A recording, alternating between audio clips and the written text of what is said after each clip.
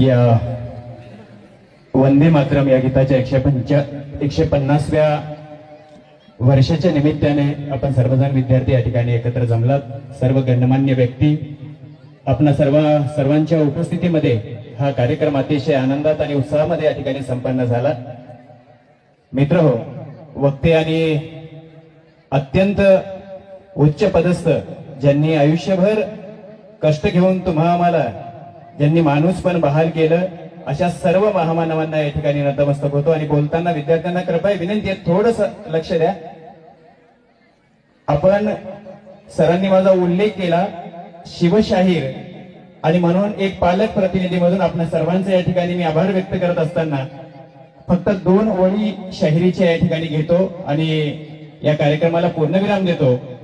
Sir, एकच मुद्दा वक्त्यांच्या तोंडूनही आपण या ठिकाणी ऐकलोय. सर्व महामानवांची, सर्व संतांचे विचार त्यांनी या ठिकाणी बोलताना व्यक्त केले. मी एकच फक्त वाक्य या ठिकाणी घेतो आणि 2 ओळी शाहिरीच्या घेऊन या कार्यक्रमाची सांगता या ठिकाणी करतो. रवींद्रनाथ टागोर माहित आहे सगळ्यांना?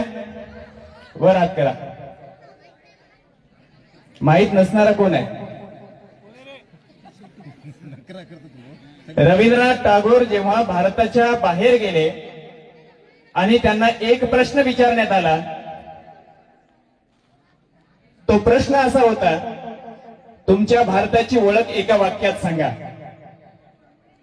वक्त्यांनी किती सुंदर या ठिकाणी वक्तृत्व केल्याने बोलताना सांगितलं की अनेक विविधतेने नटलेला हा भारत देश आहे आणि या विविधतेने नटलेल्या भारत देशाला अनेक जात, पंथ, धर्म सगळे एकत्र करून एका वाक्यात जर सांगायचं असेल तर क्षणाचाही विलंब केला नाही. आणि त्या ठिकाणी रवींद्रनाथ टागोरांचं उत्तर होतं काय माहितीये का?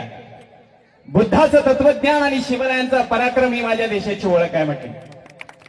आणि म्हणून लक्षात ठेवा, या मातीमध्ये आपण जन्माला आलो आणि म्हणून या भारताला ज्यांनी स्वातंत्र्य दिलं अशा सर्व शूरवीरांना या ठिकाणी आपण या 2 ओळीमध्ये त्यांना नमन करू, त्यांना मुजरा करू. देशासाठी रणभूमीवरी अर्पण केले प्राण, देशासाठी रणभूमीवरी अर्पण केले प्राण, तयाला मुजरा पहिला मान, तयाला मुजरा पहिला मान. देशासाठी ज्यांनी ज्यांनी प्राणहुती दिधली, हो प्राणहुती दिधली, त्यांची कीर्ती अमर झाली, ज्योत जरी विझली, हो ज्योत जरी विझली.